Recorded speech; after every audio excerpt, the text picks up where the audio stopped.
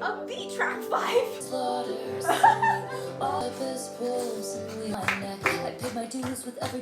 Oh my gosh, Conrad and Belly!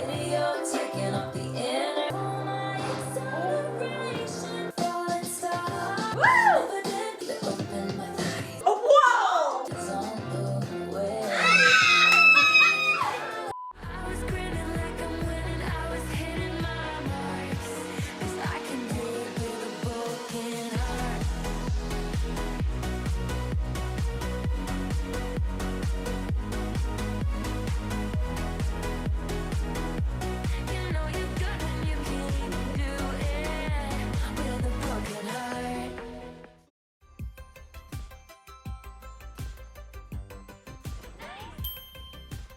Hello guys, welcome back to the channel. It's Nina, and I want to officially welcome you guys to the Showgirl era. The Life of a Showgirl is out now, and I cannot believe it. The release of this album has just been so much fun with the rollout, the interviews, the release party of a Showgirl in theaters, the Fate of Ophelia music video, all of it. But before we get into my reaction to The Life of a Showgirl, I am so excited to announce that I am partnering with Swift Grids to sponsor today's reaction video. And I'm just so grateful because I would not be able to bring you guys these reaction videos without the help of my sponsors, and so thank you so much to Swift Grids for sponsoring this video. If you are a fan of daily mini games and you're a Swiftie, this is exactly for you. Swift Grids is a daily game where you can go test your knowledge as a Swiftie for lyrics and the albums and see how well you really know Taylor Swift's lyrics. So how it works is that there's a 3x3 grid and each column and row has a different category. The infinity symbol means any category of song, and then for example, one of the columns could say lyrics that contain the word night. And so you'll have to go into your Swiftie brain and think of all the songs that have lyrics that have the word night in it. So when I was playing the game today, the first song that came to mind was The Very First Night. And so I typed that in and it gives me a percentage, and this percentage means the amount of other players that also chose the same song as you and how rare your choice was. So the rarer the song, the more points that you get. So then you have to think to yourself, okay, what's a song that not everybody else would choose? And so then I went to Tell Me Why. And this one is more rare than the last one, and so your goal is to choose songs you think are the rarest that people would have the hardest time thinking of. And a perfect 0 score means nobody else chose that song, and you get a unicorn and your square turns rainbow, and it's so much fun. But essentially the goal is to fill in each square with a Taylor Swift song that matches both categories in the row and the column. Now the songs that are in play are literally every single Taylor Swift song, original versions and Taylor's versions, any songs that Taylor co-wrote, featured on, or wrote for someone else. But there's a competition element to it, of course, and so the real question is, can you make it into the top 50 leaderboard? This game is really good for testing your Swiftie knowledge and how deep it really goes. So like I said, there's a new game every single day, but you can go back in the archive and play all the games before. All you have to do is go to the menu and click archive, and they have all the games that they've had from days past. Also, it's so fun because it's super interactive. If you click any infinity category, you get little confettis, and after you complete the grid, you get a little explosion of Showgirl hearts, which I love so much. But ultimately, this is just a really fun challenge for Swifties and a good way to keep up on your knowledge every single day of all the Taylor Swift lyrics, especially now that we have 12 more songs that we need to memorize lyrics to. So if you want to check out Swift Grids, I will leave the link down below. Go check it out and play it so you can celebrate the life of a showgirl and test your Swiftie knowledge. So thank you once again to Swift Grids for sponsoring this video. I could not think of a better partnership to have, so go give them all the love. A few things to note before I get into my reaction. Every time I react to an album, it's very much a first listen. Like, my brain does not process these things fast enough, especially because we did not have the lyrics right in front of us while listening to it, and I didn't want to cheat ahead by reading the lyrics before I heard her sing them to the song. And so what happened was we listened to the song and then I went and looked up the lyrics after that. And even so, I usually need a few listens to fully understand what a song is about, the lyrics, what do they mean, what do I think of it. But I did think it would be fun to show my reaction and then pop in here as needed to explain more of my thoughts on it as we go throughout the reaction, so that you get both my raw reaction to it and then also my second listen through reaction to the songs. Because as we saw in my Tortured Poets reaction video, I was mostly just screaming for 2 straight hours and not processing a single thing that was being said in those lyrics.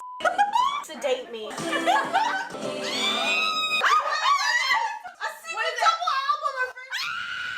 All that to say, I absolutely love this album. It's so much fun and I can't wait to keep talking with you guys about the lyrics and everything and learning all these songs on guitar and sharing them with you and just really celebrating this new era because it's been so much fun so far. And yeah, let's get into it. All right, guys, it's the moment of truth. The life of a showgirl. Here we go. I'm scared.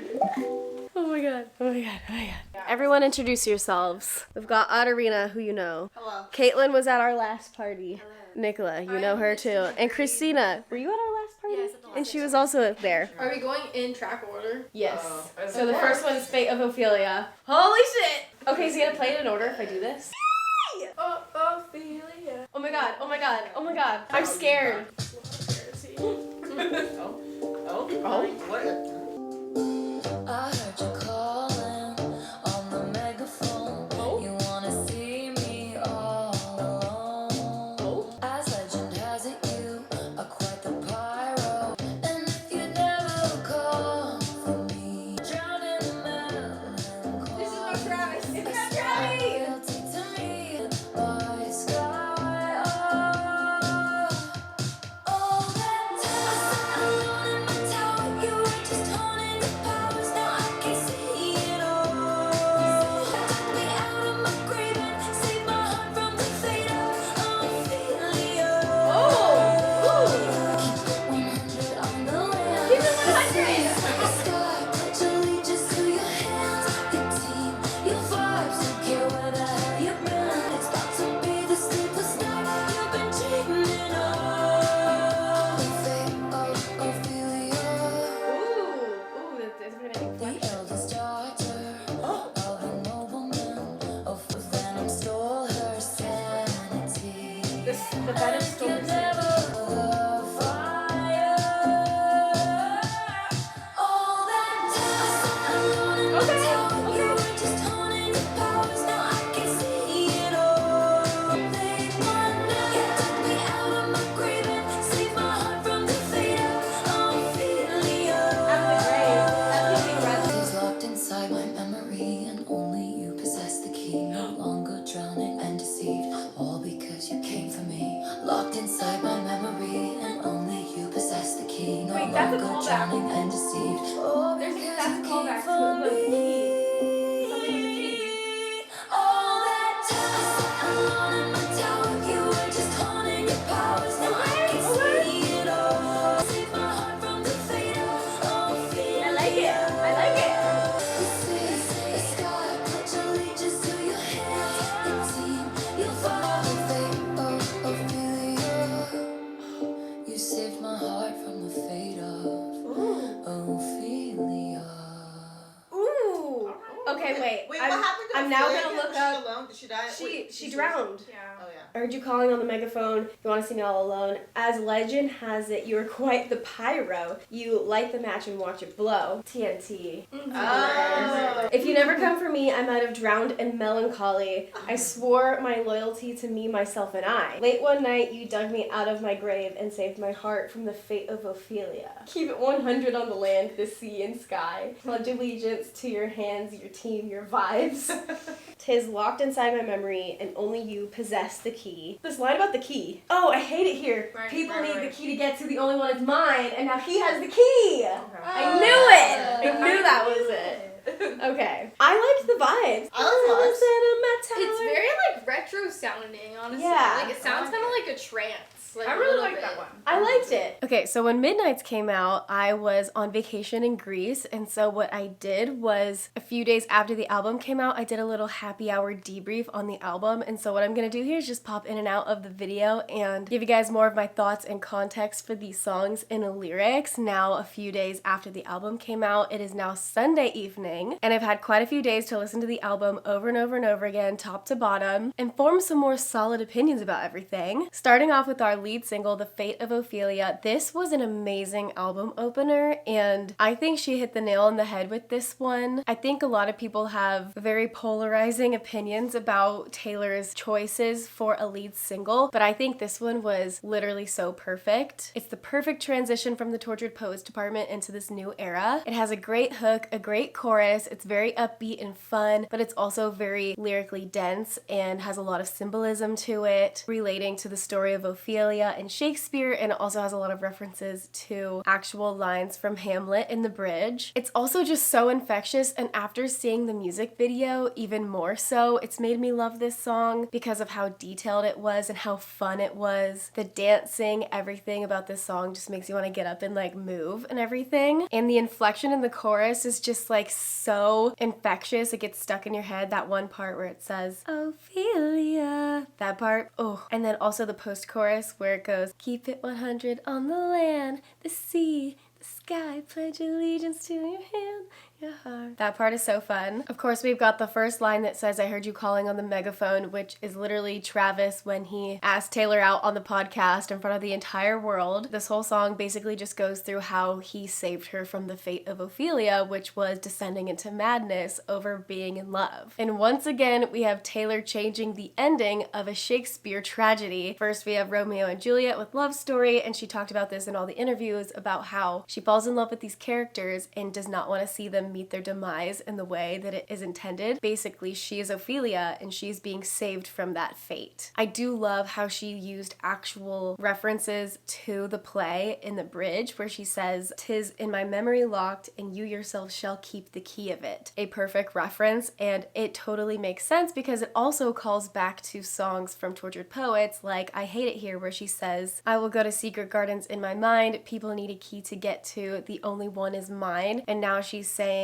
only you possess the key. That key is this person that has come into her life and has saved her, and that she now trusts with the key to her heart and her feelings and everything. No longer drowning and deceived, all because you came for me. And in the play, obviously, Ophelia ends up deceived and drowning, but in Taylor's case, that is no longer her fate. I think my favorite melody of the chorus is the very first line where she's talking about, I sat alone in my tower, you were just honing your powers, I can see it all. That whole part is so good. So overall, I thought this was a super strong start to the album. An album opener that I feel like we haven't had in a long time.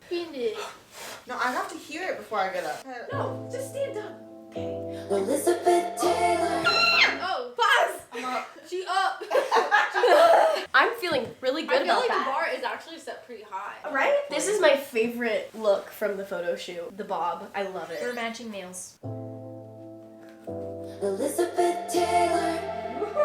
Do you think it's forever? That view of Portofino was on my mind when you called me at the Plaza Atene. Ooh, oftentimes it doesn't feel so glamorous to be me. All the right guys promised they'd stay, but you blew. Portofino, if your letters ever said Wait for the beat drop. goodbye, I cried my eyes wide. Elizabeth Yeah! Taylor, tell me for real, do you think it's forever? Number one, but I never had to. And I can't have fun if I can't have it. As hot as your last hit, baby. Number one, and I can't have fun if I can't have you.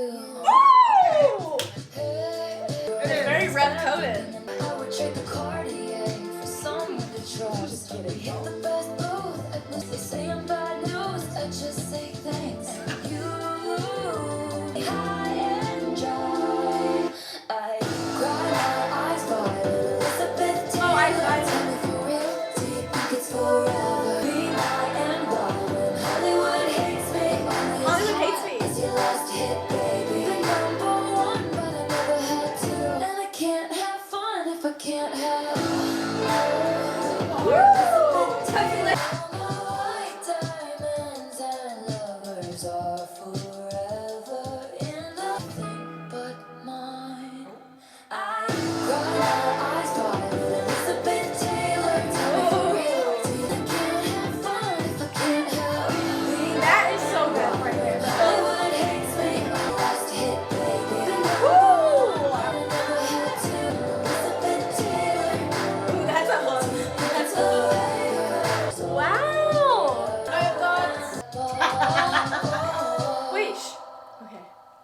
Like, now you missed me. Elizabeth Taylor had a lot of husbands, right? Yeah. She married And one so guy it was twice. like, I never had one. So it's like, if she can't have Travis, I feel like that's like her thing. It's just oh, it's like, my this God. is so good. If I can't have this is like the real thing. Is it worth it, Elizabeth? Because she's had so many of them. Oh my She God. did. And she married the same guy twice. I don't Well, know. yeah, so Richard Burton, she married him twice. Oh, Elizabeth Taylor has deep connections to Portofino, Italy. I would trade the Cartier for someone to trust. Just kidding.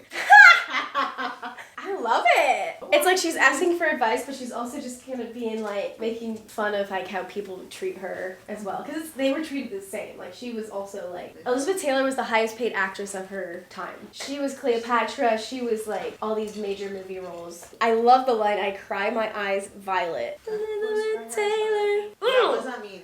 So, Elizabeth Taylor was famous for having violet eyes. Oh. Sorry, that was important context. Sorry, I didn't know that. Sorry. Oh, I get it. I was like, You what obviously is it? didn't watch my deep dive. We've been caught. I loved that one. I feel like we all know track 2 is always gonna be a bop, and this was no exception. As soon as I heard the first like 3 seconds of this song, I was already hooked.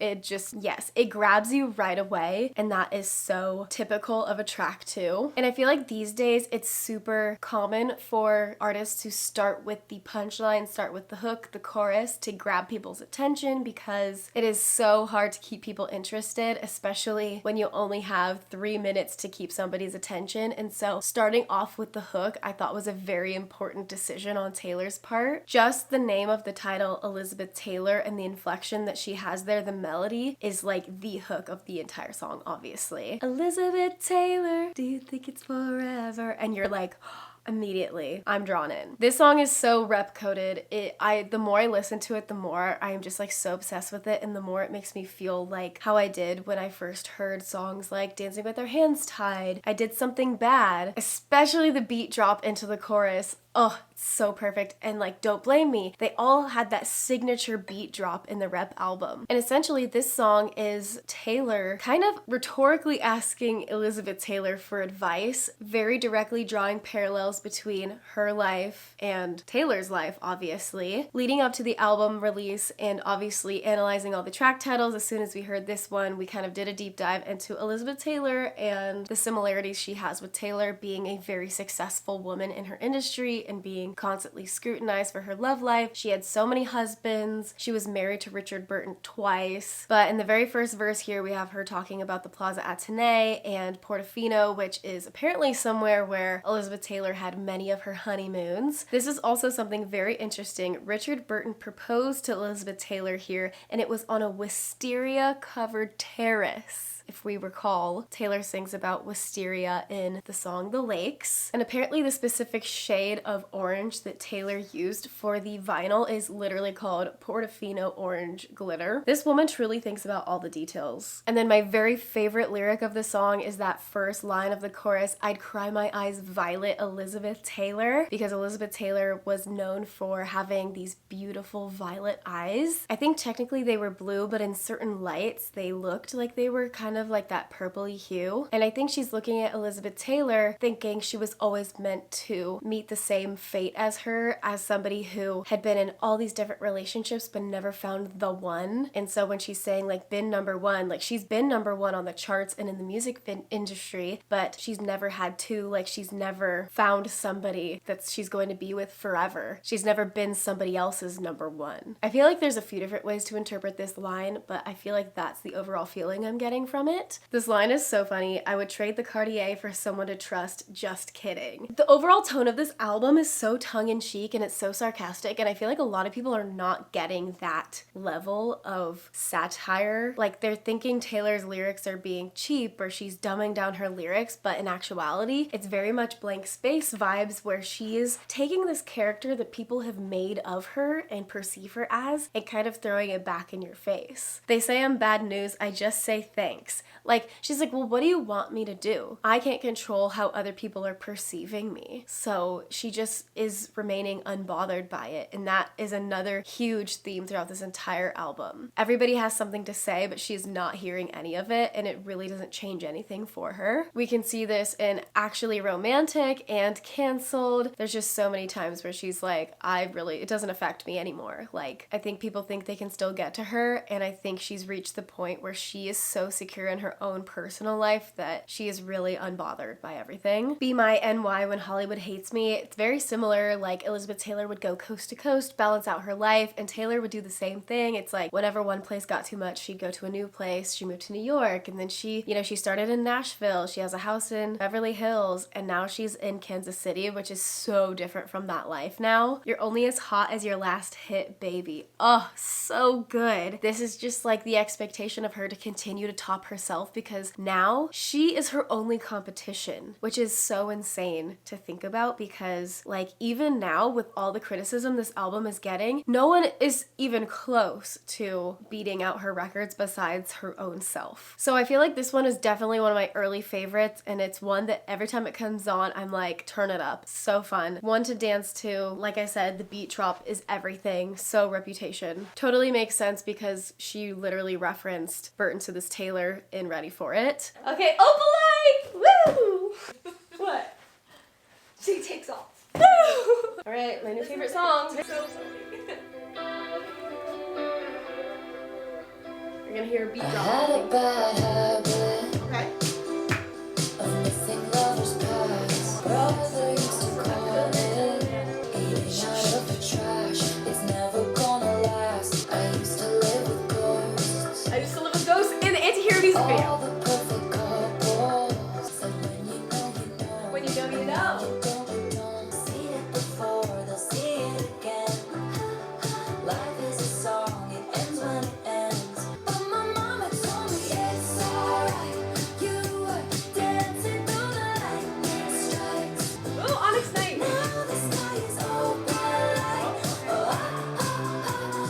oh my Lord. Why you felt alone? Why you feel alone? She was in her phone, and you were just a pose. And don't we try to love, love. Oh? Was that a little shade thrown? Finally left the table, and what a simple thought. You're starving till you're not. Oh, it's starting to not. Again, Oh. life is a song, it ends when it ends. And that's when I told you it's alright. You were dancing through the Of course Travis likes this.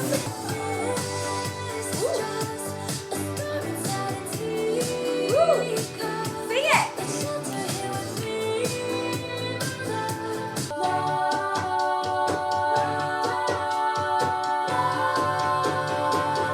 Don't you sweat it, baby. I feel there's gotta be like one.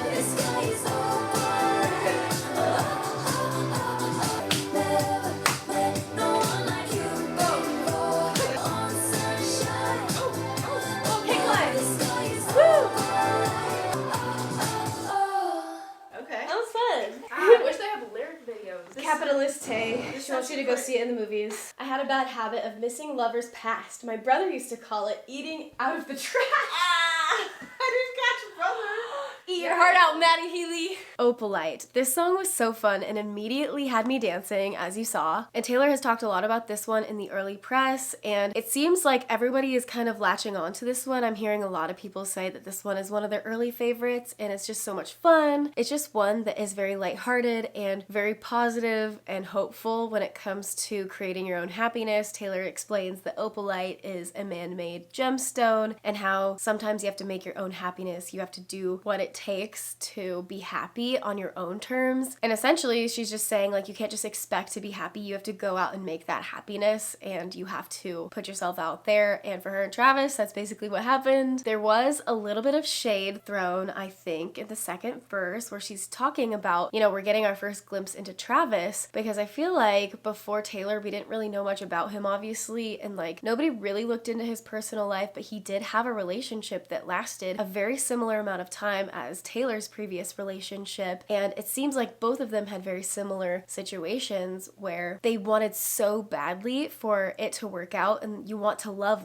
and you want it to work out, but you don't realize what you're missing out on until you get up and leave the table to find something that could be better for you. And I feel like it's not so much shade as it is like, it's just the way things go. She's like, when you know, and when you don't, you don't. Life is a song, it ends when it ends. When something runs its course, you just have to know when to move on. Keep going through the lightning strikes and keep like having hope. That's basically what she's been doing her entire career, never giving up on the hope that she could find her person one day. You felt alone, you were in it for real, she was in her phone, and you were just a pose. If you don't know, Travis's ex-girlfriend was an Instagram model, I think, and I don't want to get too much into the drama, but maybe they just weren't right for each other, maybe like they just weren't compatible in lifestyle. And I don't think either Taylor or Travis like have any negativity towards their previous relationships in that way. I think they're just happy with where they're at now. I love the bridge and how soaring it is. It really reminds me of the bridge of Paper Rings a little bit, where it's just kind of like, it's just so happy and it's like very light and airy. And I love the part, don't you sweat it, baby. That part is so fun. And then it like brings us home. It feels like you're just like, I don't know, it's kind of 50s vibes to me, like very like musical theater-esque, like so many of these songs are. But failure brings you freedom. God bless the broken road. This was the song that I claimed, and I actually am feeling okay about that. This one is definitely one that I've been playing a lot. Father figure.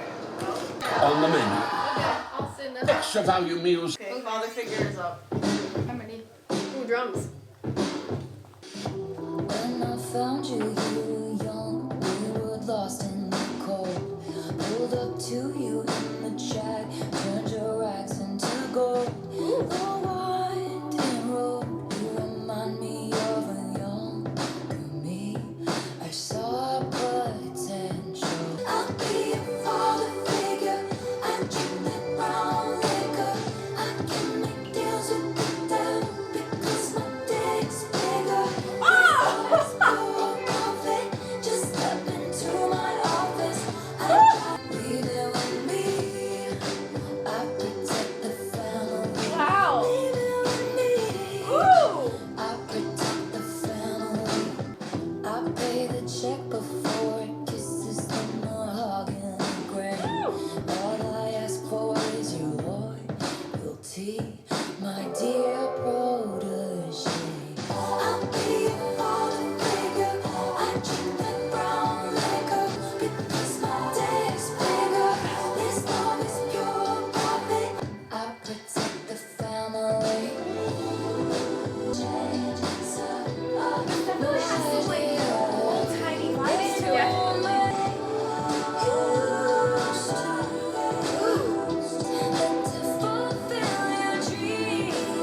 Woo!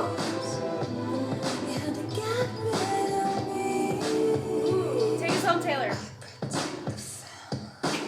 You made a deal with this devil, turns out my dick's bigger. You wanna fight, you found it. I got the place surrounded. Before you know you're drowning. Oh, he changed! I feel like I got a sway.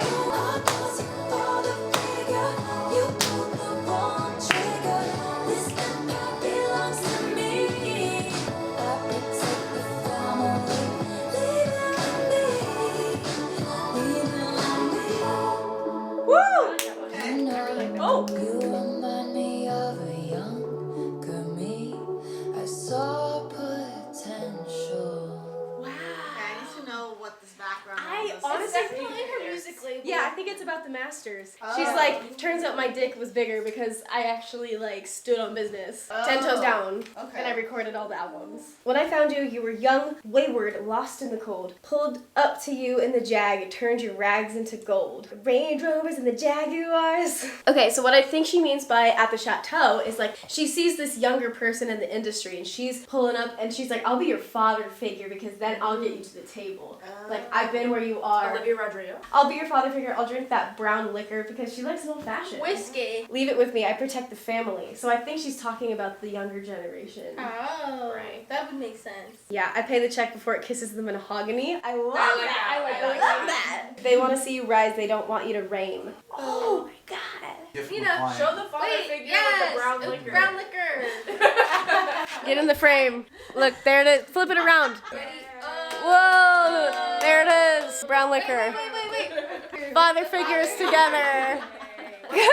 Father figure. This song was so not what I was expecting. I don't know what I was expecting, but I loved this way more than I thought I would. I love how soulful it is, and it feels production-wise different than anything Taylor has done. It feels like, you know, you sway to it. It's like kind of like an anthem of sorts, and the fact that it's track 4 and The Man is also track 4, I feel like these songs are in the same vein, like in the same theme. She has had to take on that role of being her own boss and kind of like stepping up to the table and beating the stereotypes of being a woman in the industry. And obviously we've seen her time and time again over the last few years, like totally flip the script on the power dynamics between her label and the music industry and her masters, not just breaking records as a woman in the industry, but period, as an artist. And this song explores kind of like her giving advice and her leading the new generation of artists, so to speak, and paving the way. She's truly a trailblazer for the music industry when it comes to contracts with record labels, fair pay and compensation for streaming platforms. Ever since she wrote the letter to Apple in 2014, I believe, she's been constantly changing the game there. We can see all these ingenues coming up and all these Tay daughters and people that look up to her, the younger generation of artists, and how she's trying to kind of like protect that younger generation of up and coming artists. She's sung about this idea many times. We have Nothing New, where she talks about how one day I'm gonna meet her, it's a fever dream, the only radiance you have when you're 17. She'll say she got the map from me. I'll say I'm happy for her, then I'll cry myself to sleep. It's like the mirror ball effect of she's always been trying to like keep people's attention because everyone moves on so quickly, and when you get to a certain age they try to push you out of the industry. And then we also have Clara Bow, when people are talking about like, oh, you remind me of this person, and that's like literally the last line, you look like Taylor Swift, we're loving it, you've got edge, she never did. But this is her saying like, I've learned the tricks of the trade, let me help you out. And people are saying like, oh, this is not the same person who wrote Folklore. Are you kidding me? Like, just this lyric alone where she says, I pay the check before it kisses the mahogany grain, that is a classic Taylor Swift lyric. When she says something without saying it, she says it in the most poetic way, and you know exactly what she's saying. Like, oh my god. And the line that had us all gagged, I can make deals with the devil because my dick's bigger. Gagged. I will say, I actually really enjoy the clean versions of these songs. Some of them I actually like better. Like this one, she says, because my check's bigger, and I feel like that also has a hard-hitting sentiment behind it. Like, I am successful, and it's not arrogant. It's having confidence, because apparently when a woman in the industry has confidence, it's seen as cocky. But when a man says something similar, it's like, wow, he's so hardworking. She says, this love is pure profit, which is kind of defining the relationship here. It's like the love that we have, it's strictly business. Like, it could be a comment on her previous label and her previous relationship she had with Scott Borchetta, of how like he only had her best interest when it became about business and if she was continuing to make him money. And the lines between personal and business get really blurred in the industry, and I think that's why some people become like naive to thinking people have their best interest. And Taylor, at this age in her life, knows the difference. And then she says, I protect the family. I love that. That repetitive line is almost my favorite part of the song, because apparently someone pointed out she says it 6 times for the 6 albums that she lost the masters to, and now she has them back. Leave it with me. They want to see you rise. They don't want you to reign. They want you to be successful when it benefits them, but they want to keep you in control. And then we've got the alternate chorus at the end. I love like an alternate lyric change at the end where she says, you want to fight, you found it. I've got the place surrounded. This is the Swifties coming in, supporting the re-recordings. She's like, oh, you asked for this? You're gonna get it. You made a deal with this devil. Turns out my dick's bigger. You know. This empire belongs to me. Yeah.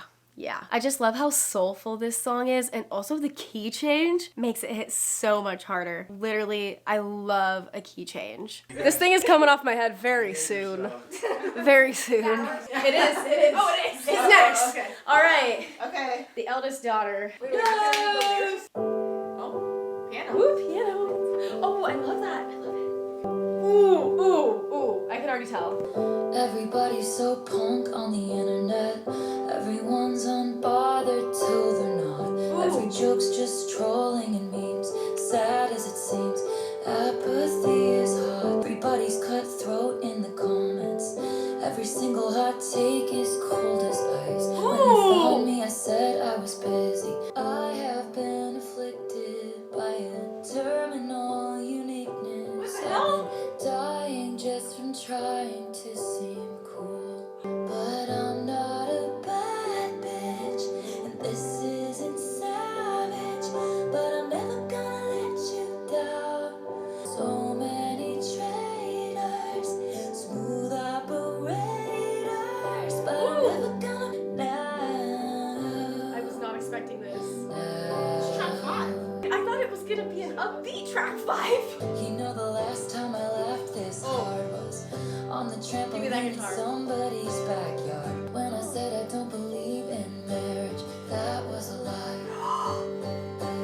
Every eldest daughter was the first lamb to the slaughter. So we all dressed up as wolves and we were Eldest daughter, Lord. bad bitch. We lie back, a beautiful, beautiful time lapse. Ferris wheels, kisses, and lilacs, and things I said were dumb. 'Cause I thought that I'd never find that whole life that shimmers that innocent light back, like when we were young. Every youngest child felt they were raised up in the wild, but now you're home. What about the middle child? This is I ain't no bad bitch. and I'm never gonna let you down. Never gonna leave you now. Oh my god. What? Wow. Wow. Take a bow. Wow. Wow. I love that. What do we think, eldest daughters? Good. Eldest I like daughters. the The eldest lamb. daughter's the lamb to the Yeah, slide. that's literally what I was gonna feel it. I feel Oh my it. I god. feel it. I love the part, every single hot take is cold as ice. Oh, it's very like online. Like a lot of Yeah. just like how people are very apathetic, and that's like cool. Yeah. to be It's cool to apathetic. be like not care about anything. Yeah. Oh, the part about when I said I don't believe in marriage, that was a lie. Oh. When did she say that? Oh my god. Well, probably because Joe didn't want to get married. She lied and said she didn't want to get married. Yeah, and then For also her sure. songs are all very like, oh, you know, like Like they the just want to be. 1950s shit they want from Yeah. me. Yeah. Oh, she lied. Yeah, A she's one trying to- or a bride. She wanted to play into it Or because it's that's like, what she was thinking. He she wanted was a gonna bride. I was making my own name. be. Yeah. Right. But she actually did want to be a bride, and she wanted Yeah. a big fat rock on her finger. Yo. This song got so much criticism because of how much internet language she uses, and it's almost like that's the point. Everyone's so punk on the internet, everyone's unbothered till they're not, every joke's just trolling and memes, sad as it seems, apathy is hot. Cutthroat in the comments, every single hot take is cold as ice. She's using the language of the internet to turn it around. Like, that's the point. Like, she's making fun of all these things people say on the internet and how ridiculous it is. When people take Taylor's lyrics at face value without thinking more about them, it makes me question, because I think we have to give her more credit than that because she knows what she's doing. And then she goes into this pre-chorus where she says one of the most beautiful lines of the entire song. I have been afflicted by a terminal uniqueness. And this isn't just talking about her, Taylor Swift the person. This is talking about the idea of the eldest daughter and how so many people have this very specific role that they play in their life and in their family with their friends. And not only is she actually the eldest daughter, but she's the eldest daughter raising a generation. It is actually insane how many generations Taylor Swift's impact has spanned and how much pressure she has put on herself for that many years, like 20 years of this career. And she has accepted that it is a terminal, unique experience that she is having. And I think even though she is the least relatable person on the planet, this sentiment is entirely relatable to everybody, you know? I'm dying from just trying to seem cool. She's Taylor Swift, the most famous person ever, and she is still insecure about about seeming cool. This is something she has always kind of struggled with, but I think now more than ever, she had said in an interview, she has never been more herself. Like everyone around her is saying like, you've never been so you before. I think when you're with the right person, you're finally like free to not worry about seeming cool. And then in the chorus, people hate these lines so much, but she says, I'm not a bad bitch and this isn't savage. She is not meaning that literally. I do not think she's actually saying like, you know, seriously, I'm not a bad bitch and this. It's like she's making fun of people. Like, oh, she's trying to be a bad bitch. Oh, she thinks she's so savage, like doing this and clapping back with this. It's like she's like poking fun at it, this language. But I'm never gonna let you down. I'm never gonna leave you out. So many traitors, smooth operators, but I'm never gonna break that vow and I'm never gonna leave you now. I just think like she's lived so much life and she will never let the people who don't know her define who she is. The song is also super nostalgic when she's talking about the last time I laughed so hard was on the trampoline, and then, you know, I learned cautious discretion, treading lightly. When I said I don't believe in marriage, that was a lie. That was like one of the most heartbreaking lyrics because that is like the most vulnerable she could be. When she had to pretend she didn't want to get married because she realized that that wasn't an option for her. She had to pretend like she was above that because the person she was with didn't believe in it. She was like afraid to hope for that, you know? Every eldest daughter was the first lamb to the slaughter, so we all dressed up as wolves and we looked fire. People are again dissing that very last line, but this is a play on the line, a wolf in sheep's clothing. Like she was always sent out to pasture to be kind of like the guinea pig, always trusting the wrong people and always having the wool pulled over her eyes. And then we get to the bridge, and this is the true showcasing of Taylor Swift lyricism. It's like people forgot, like they only looked at those few lines that they hated and ignored everything else. Like this says, we lie back, a beautiful, beautiful time lapse, Ferris wheels, kisses, and lilacs, and things I said were dumb, because I thought that I'd never find that beautiful, beautiful life, shimmers that innocent light back like when we were young. Is that not pure poetry? I was not expecting a piano ballad for this song. Like this was the last thing I was expecting for this track 5. I totally said it was going to be like an upbeat, like all you had to do was stay, and I'm so happy to be wrong because I love the piano. This song sounds like she is like in the middle of her own play on a stage where the main character has this like epiphany moment where they have like their solo ballad on stage, and it just feels like a coming of age. And I also just love the guitar in it, and it is a true track 5 through and through. All right, we got a track 6 uplift on deck. Okay, we've got Ruin the Friendship. Oh, I don't like this Ruin movie. the I'm excited for this one. It's not beat out, I think. Glistening grass from September rain, gray overpass full of neon names. You drive 85. Gallatin Road and the lakeside beach, watching the game from your brother's Jeep, and it was not an invitation. Should've kissed you anyway. Ooh, yeah, Ruin the Friendship in a romantic way. But your girlfriend was away. Should've kissed you anyway. Floors underneath my feet. Disco ball makes everything look cheap. It's raw. Wilted corsage dangles from my wrist. It's giving Betty and James. Conrad and Belly. Oh my god, it's Conrad and Belly! Can't wait for the edits. But it's not would've been the best mistake. Awkward and second period. Might piss your ex off. Really would be good. Seeing friends is safe. Doesn't mean you should. It's definitely high school, like you belong with me. It's a high school track. Yeah. When I left school, I lost track of you. Abigail called me with the bad news. Goodbye. And we'll never know why. It was convenient. But I whispered at the grave. Should've kissed you anyway. And your voice is always ruined the friendship. Better than regret it all time. Should've kissed you anyway. That's a sad. Should've kissed you anyway. That would turn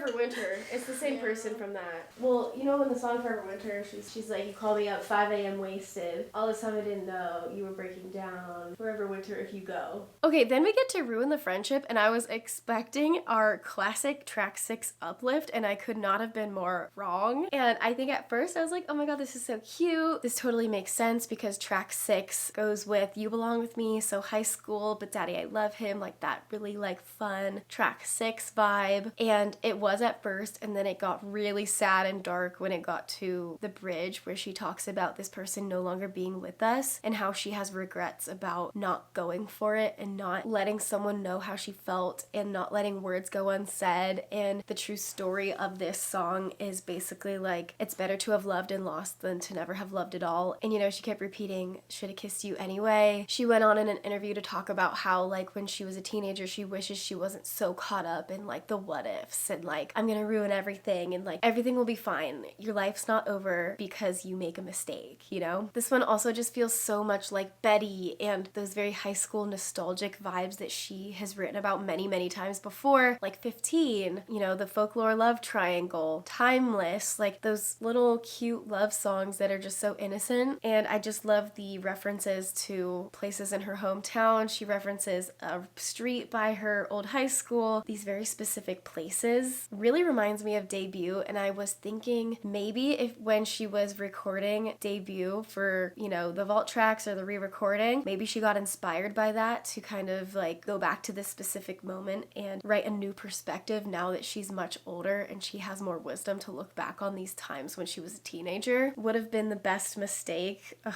so good. And then we have an Abigail reference in 2025. I could not believe it, and at what cost, truly, because this was so sad. And at this point, I kind of put 2 and 2 together that this was about her friend Jeff, who originally inspired Forever Winter. Just a really, really sad story how he passed away and how that still sticks with her. And if she could give advice, she says, ruin the friendship and ask the questions. And it kind of reminded me of the Bridge of Marjorie where she says, I should have asked you questions. I should have asked you how to be. Very similar in sentiment there. So not at all what I was expecting. And I think a lot of people expected this to be a song about like a friendship breakup when in actuality it was not about that at all. Okay, actually romantic. Oh, this picture. I heard you call me boring Barbie when the coke's got your brain. High-fived my ex and then you said you're glad he ghosted me. Wrote me a song saying it makes you sick to see my face, but it's actually sweet. All the time you've spent on me, it's honestly wild. It's actually romantic. I really gotta hand it to you. No man has ever loved me like you do. Oh. Like a toy chihuahua barking at me from a tiny purse. That's how much it hurts. How many times has your boyfriend said, what are we always talking about? It's actually sweet. What is going on? All the time you think I'm tacky, baby. Stop talking dirty to me. It sounded nasty. It's very sarcastic. Feels like you're flirting with me. Yeah. Making me wish. 'Cause it's actually sweet. This is very like early 2000s. Yeah. It actually sounds a little like Olivia Rodrigo. Yeah.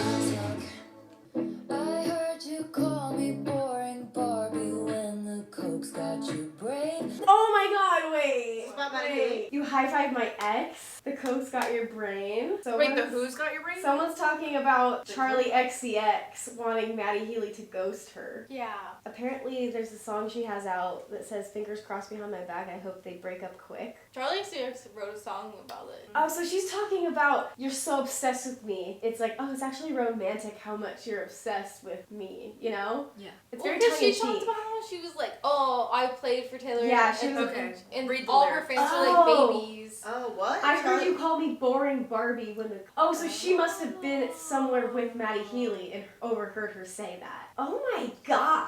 Oh. Yeah. All she the time did. you spent on me, it's honestly wild. All the effort you put in, it's actually romantic. I gotta hand it to you. No man has ever loved me like you. That's funny. Yeah. That's funny. I love it. I love the clap back. Okay. That's crazy because like think about all she did for her. Like Yeah, she literally brought her on the freaking rep tour. and she dissed her fans. That's also Yeah, she like, a dissed big me. no-no. That's rude. Actually romantic. I did not clock this right away. My sister did because she knows more about the whole lore behind everything. I did not clock it. I was very confused, but apparently this is about Charlie XCX and how when Taylor was dating Maddie Healy, Charlie XCX is married to somebody in the 1975, and so obviously they would run in the same circle. It seemed as though she was nice, maybe to Taylor's face, but behind her back is when she would say these tongue-in-cheek things like she's boring Barbie, or she would want him to ghost her or break up with her because she was best friends with the person that he is now getting married to, which is so interesting. But apparently she had written this song about the situation and that she's talking behind her back, and the way Taylor takes this is how she always takes it, and basically is like, wow, you seem to talk a lot about me even though I never think about you. Like, how sweet that you care that much, that you're putting all this energy into thinking about me and talking about me to other people. I just love how dry and sarcastic this song is and how condescending it is. Again, not at all what I thought this song was going to be about at all. Wrote me a song saying it makes you sick to see my face. Some people might be offended, but it's actually sweet. All the time you spent on me, it's honestly wild. All the effort you've put in.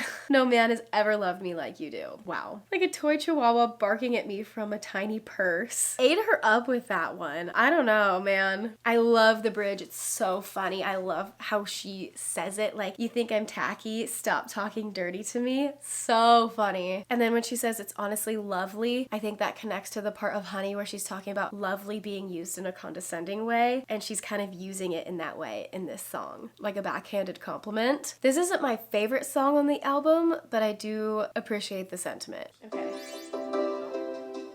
They want that yacht life under chopper blades. They want those bright lights and Balenci shades. And a fat ass with a baby face. They want it all. They want that critical smash ponder or have what they want. They deserve what they want. Hope they get what they want. I just want you. Oh! Couple kids, got the whole block looking like you. Wait till I Do you hear that? get out to A couple the kids? Yeah. What? I didn't hear a couple kids! Got me dreaming about a driveway with a basketball. Oh, wait, basketball? Bust up, settle down, got a wish list. I just want you. I almost They want that, they want a contract with Real Madrid. Video taken off the internet. I didn't notice there's been no F words until now. They get what they want. I just want you. Please, God, bring me a best friend who I think is hot. I thought I had it right once, twice, but I did not. Cause I know what I want. Oh my god. How were you Travis and you heard this? You're I like, just whoa. want you. Oh, now it's time to propose. Like, Yeah. now. Okay. Kids got the whole Crazy. block. Got me dreaming about a driveway with a basketball. He knows that ball?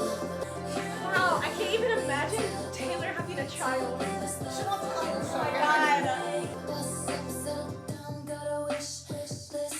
I just want you. Wow. Oh my god. Okay, Travis was right so far with Bob's nice. Wow, I like that. Cute. That was a cutie one. Number 8 is Wish List, and this is one Taylor has talked a lot about on her little radio interviews where she says it's her favorite song on the album, and I think that's because it was the last song she wrote for the album, she said, where she knew that it was finished. And it's also just about Travi and her daydreaming about the future that she wants with him, and it's super cute. Her talking about all these things that people wish for, and that's great for them. She really hopes they get that, but this is what she wants. She just wants him. The craziest line, her saying, have a couple kids, got the whole block looking like you. We've never heard Taylor talk in this way. Like, we've heard her mention like having kids, but in a hypothetical way, and this feels like so real. Like, this is like the newest chapter of her life. It isn't until you meet the right person that you can envision this type of future with somebody, even if it's something that you had never thought that you would have before meeting them. This song sounds a lot like Glitch. It immediately reminded me of that song where it's like, I just want you. It kind of sounds like, think there's been a glitch. It just sounds very similar. I don't super understand the dollar signs, but I think she's just alluding to the fact that most people want money and, you know, like the Balenci shades, and like that's great for them, but I want this life that's very simple and real with the person that I love. And the part about having a driveway with a basketball hoop, that's just such like an ordinary thing. And a lot of people are saying like, this song is for the girlies that are in love, this song is for the girlies that are getting married, and like, so maybe that's why not everybody is getting it or can relate to it, which I guess I would fall into that category. But I can appreciate it. It's super cute, and I'm just really happy for her. Please God, bring me a best friend who I think is hot. I think that is what she prayed for when she was talking about please change the prophecy. I think that was the specific prayer that she was going for, so maybe we should all try that one and see what happens. Number 9 is Wood. Okay, this is the shortest song. Oh, it's funky. Okay. It's giving Jackson vibes. Yeah, it's giving Jackson vibes. What? He loves me now, He loves me now. and then stepped on a crack, and the black cat laughed. Black cat laugh.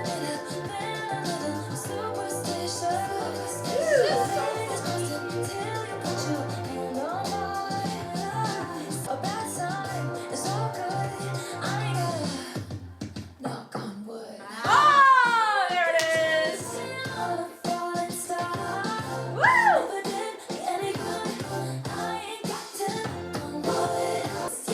I get it now. Knocking on the door.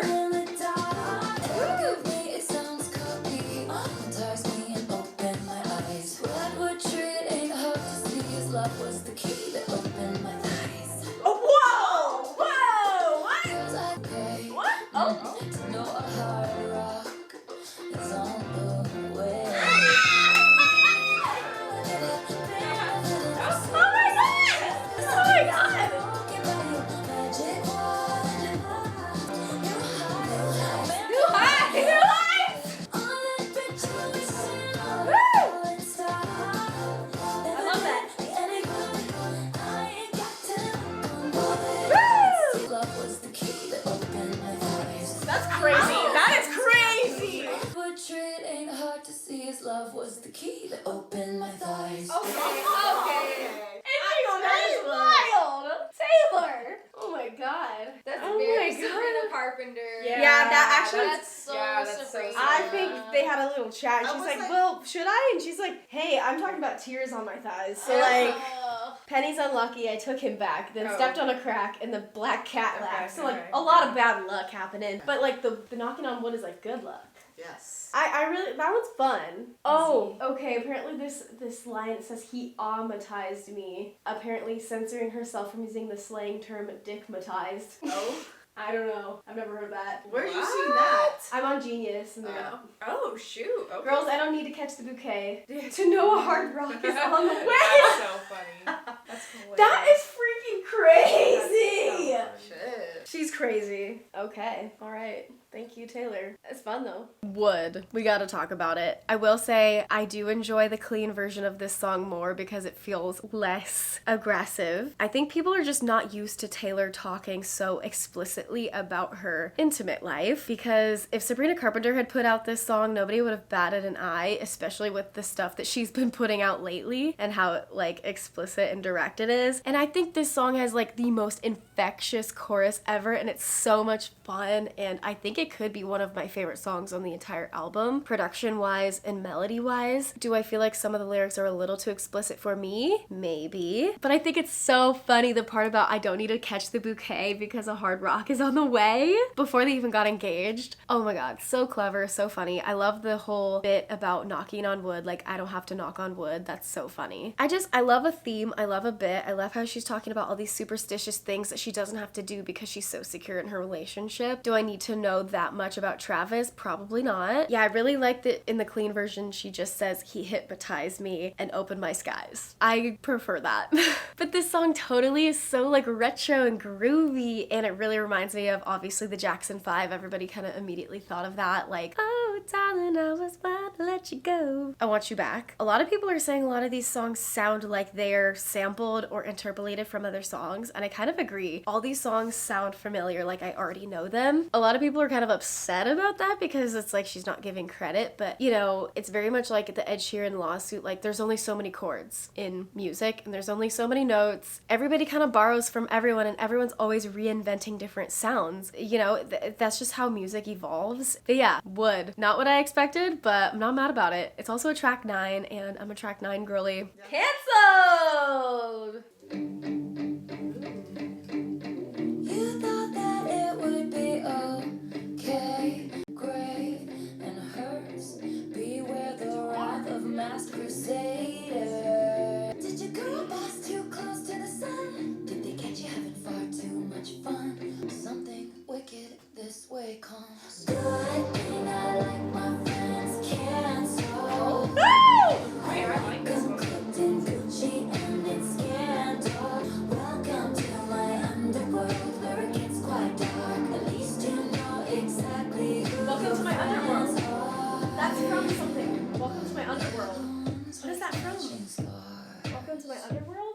She said something about the sourdough community. She said, this is an underworld. I thought that was such an odd thing to say. And immediately when she said, this is an underworld, I thought of that scene in the Karma music video where it flips from the statue and it's like literally the underworld hell almost. And she's got all the like masks and like black and like cursed things. Something to note. The optics click everyone prospers. Tone deaf and hot, let's fucking off her. Did you make a joke only a minute? It's like Burn the Witch. Or bring a tiny violin to a night fight. Tiny violin. That all good thing I friends cancel. I like them cooked. I can see the TikTok trend now. Scandal. Before my acceleration, they believed I was innocent. So I'm not here for judgment. Ooh! No. But if you can't be good, then just be better at it. Ooh! Took somebody's man, we'll take you by the hand. Never getting caught. It's a good thing my friends cancel. Can't you see my infamy loves company? Broken you like they broken me. Know exactly who your friends are. You know who we are. We're the ones with matching scars. Ooh. They stood by me before my exoneration. They believed I was innocent, so I'm not here for judgment. Ooh. This is spooky. It's very Halloween-y. Love it. Cancelled.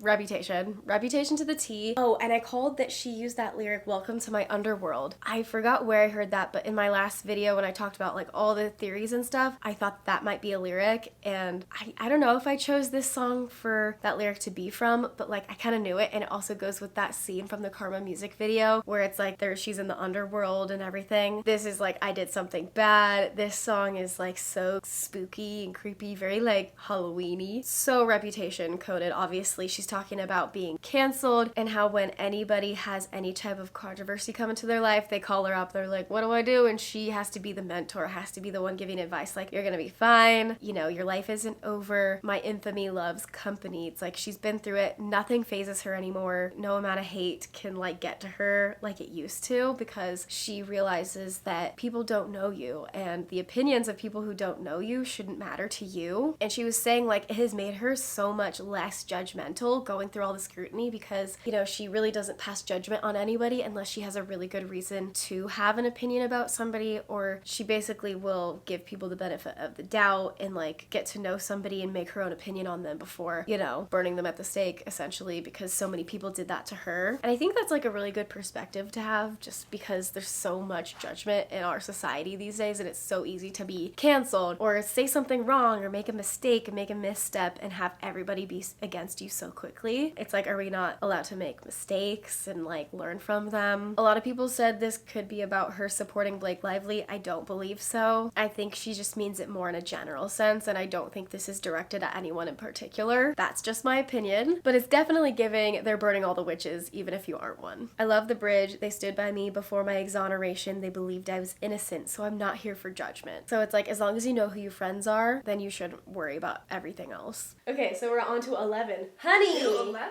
Oh, we got 2 more songs left. What? Ooh, I think this is about You Travis. can call me honey if you want, because I'm the one you want. Ooh. When anyone called me sweetheart, it was passive aggressive. At the bar and the bitch was telling me to back off. If anyone called me honey, it was sitting in the bathroom, saying that skirt don't fit me, and I cried the whole way home. Oh. Touch my face, redefine all of those blues. When you say honey, summertime spreads, big skies. You can call me honey if you want, because I'm the one you want. Honey, I'm home, we could play house, we could bed down, pick me up. Who's the baddest in the land? What's the plan? What's the plan? That's midnight. Yeah. Honey, when anyone calls me, you can call me honey if you want, because I'm the one you want. I'm the one you want. You give it different You're the one I want. color of your eye, and graffiti my whole damn life. Oh. And when anyone called me lovely, they were finding ways not to praise me, but you say it like you're in awe of me, and you stay until the morning. Aw. Honey, when anyone called me sweetheart, it was passive aggressive at the bar. But you can call me honey if you want. Oh. Track 11, we have Honey, which I kind of called this as about Travi. I think it was pretty obvious that this would be about him and everything because of all the, the little Easter eggs Taylor planted about it. But it's, not exactly what I was assuming it would be about, but it's about how somebody who comes into your life and kind of redefines things that were once bad. For example, when everyone would call her honey, it would be in a condescending way. And now that she's been treated in a way that's very contrary, and that word is a term of endearment instead of something that's negative, it's like he has redefined these words that once meant something negative to her, like sweetheart, like it's very like sweetheart, oh, like not in a good way, but the way that he says it is very endearing and full of love. And we saw this on the podcast. There were so many times where he like said these things to her and she would just get like so giggly. So she's like, you can call me honey because I know that you mean it and I know that you're the one for me. And then this part redefined all of those blues when you say honey. I know this might not be direct, but whenever she would talk about blue, it would be about her previous relationship and it would be like a sad thing, like redefining all those like sad moments. She always used blue to be like, no other sadness in the world would do, even, if her love for Joe was causing her sadness, it wasn't worth losing it. And I think now she's realized she can have that love without the blue that comes with it, And I love the way that she says honey. I think that's so cute. Summertime spritz, pink skies. This is just a light and airy song. I think people think she's dumbed down her lyrics, but it's like people are like, ugh,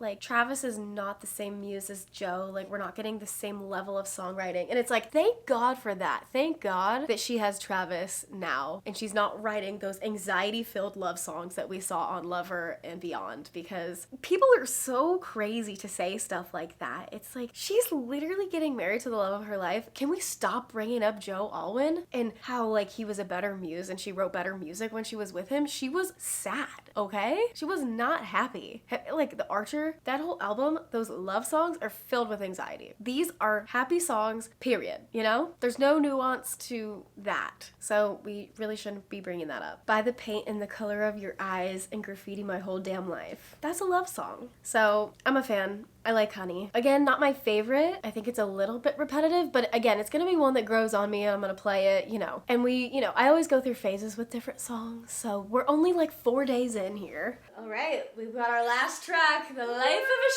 Showgirl, featuring Sabrina Carpenter. What's our predictions? He's gonna say something absolutely atrocious. Is- and I'm gonna grasp at my theoretical pearls. I think she's gonna have a spoken part that's like, that's Ooh. showbiz or something. Yeah. I think she'll have a whole verse. Okay. We'll see. Oh.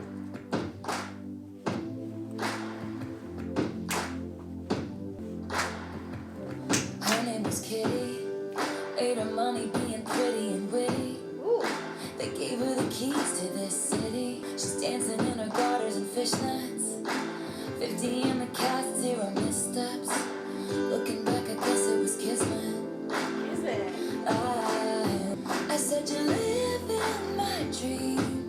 Then she said to me, hey, thank you for the lovely bouquet.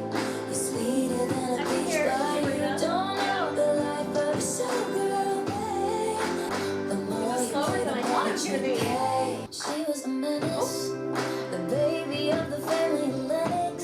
Her father whored around like all men did. Her mother took pills and played tennis. But that's not what showgirls get. They leave us for dead. Wow. Hey, thank you for the lovely bouquet.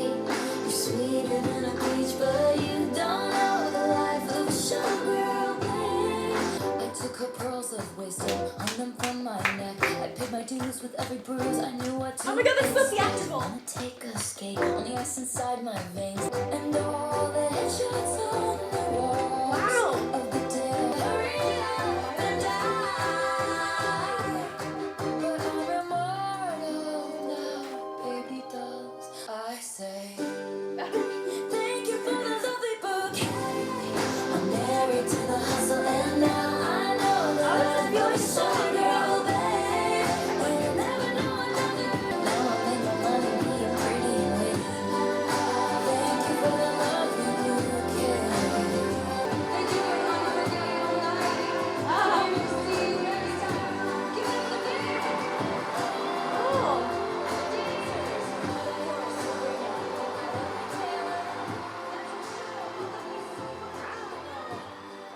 Oh. I'm Wow. sad it's over. I know, me Wow. too. Wow. And that's it. Last but certainly not least, our bookend to the whole album, The Life of a Showgirl, featuring Sabrina Carpenter. This, once more, surprised me because this is, again, not what I was expecting at all. I was expecting this grand, big pop song with very upbeat and lots of things going on, but this was more based on storytelling and really took you on a journey, not only lyrically, but production-wise. We have this very specific guitar part and this very specific melody, and then in between, we have this like musical theater-esque moment where it sounds like very similar to something like The Greatest Showman, where it's like very fast and very like rehearsed. And then I love at the end where she has like the sounds of the crowd, like the Eras Tour, and it's actual audio from that last night in Vancouver. And I love that she had Sabrina Carpenter on this song because I think she is like the perfect person for a song of this sentiment because she totally gets it. Taylor was saying in one of the interviews that she perfectly embodies somebody in this industry that totally gets it, and she has such a good relationship with the life of a showgirl, how she knows exactly what she's getting into. And I love the progression of this song being like, she's a fan and this person is warning her against entering that profession, and you know, it's gonna be hard and you're not gonna want to know this life, and then it's her going through that and actually pursuing it anyway, and then full circle she becomes the person warning the next girl, and then she says, you know what, I do now make my money off of being pretty and witty. Now I know the life of a showgirl and I'm always going to, and now my legacy lives on forever. And she says literally, oh, this is like one of the best parts of the song, she says, but I'm immortal now, baby dolls. I couldn't if I tried. So she has taken it to the next step and being like, my career is so impactful that even if I do leave, I never really will because of how long lasting my impact will be. A lot of people think this song sounds like Cool by the Jonas Brothers, and I agree. I did remember listening to this and being like, why does this sound like another song that I know? I think I could hear a few different songs that have this same kind of like beat and like kind of similar melody to it, but this is an entirely different song, obviously. Oh my gosh. I really liked the eldest daughter ballad, Yes. but Oh my god, which one was my favorite? Elizabeth Taylor was so good. Yeah, that one was good. Elizabeth Taylor. Canceled. I like that one. I'm gonna go with Yeah, canceled. I think me too. Canceled? Yeah. Canceled So was good. very sultry. Very Yeah, smooth. I liked it. I did like Father Figure. That was a fun one. We're gonna have to take a beat and like think about this a lot. As I've listened to the album more and more, it's like totally the Taylor Swift effect. I'm like, with every single listen, I like them even more. And I think that will continue on, and I think people will also feel that way. I think people forget that when something new comes out and it's something you've never heard before, or it's something Taylor Swift has never done, this happens every time. I remember when 1989 came out, people were like, whoa, what, this, Shake It Off, like, what is this? This is bad. And then it became one of the most iconic songs of all time. Same thing with Midnight. Sounded super different than anything Taylor Swift has ever done. And then it became everyone's favorite Taylor Swift album of all time, Torture Poets Department. Like, this happens every time, so I don't know why everybody's like all up in arms, like, oh my god, this is so bad. Give it 6 months, everybody's gonna freaking love this album. It just takes people longer than others. And all I'm saying is I am claiming my place now, somebody who has always loved this album,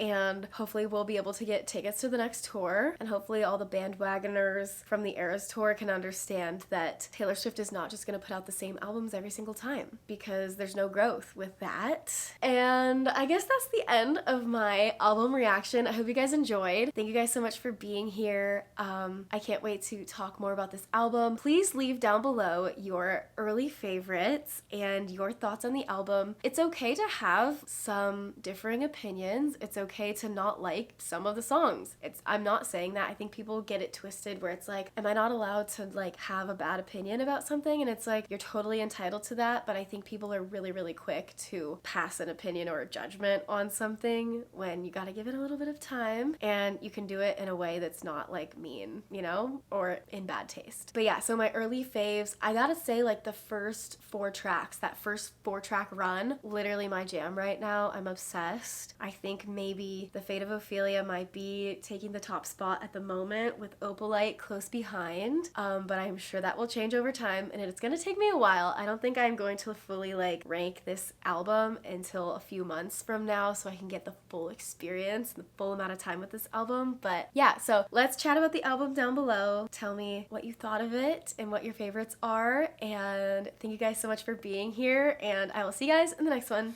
Bye.